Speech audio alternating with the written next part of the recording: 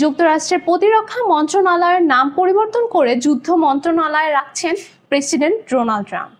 White হাউসের fact seat অনুযায়ী আদেশ কার্যকর হলে প্রতিরক্ষা মন্ত্রী পিটে হ্যাকসেথ নতুন পদবি হিসেবে যুদ্ধমন্ত্রী ব্যবহার করতে পারবেন।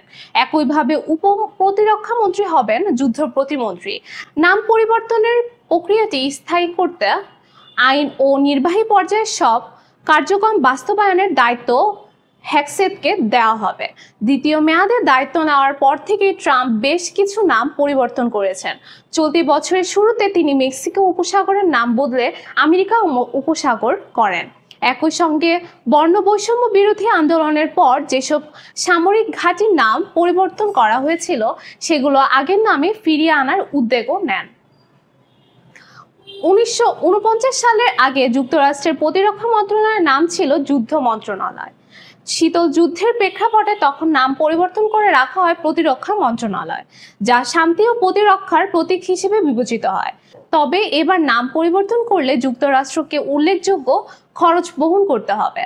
নতুন নাম ব্যবহার করতে গিয়ে অফিসিয়াল ডকুমেন্ট, সামরিক ঘাঁটি, সাইনবোর্ড থেকে শুরু করে সবকিছুতেই পরিবর্তন আনতে হবে। এর আগে প্রেসিডেন্ট জো বাইডেন প্রশাসন 9টি সামরিক ঘাঁটির নাম পরিবর্তনের উদ্যোগ নিয়েছিল, যা কনফেডারেট নেতাদের নামে রাখা ছিল।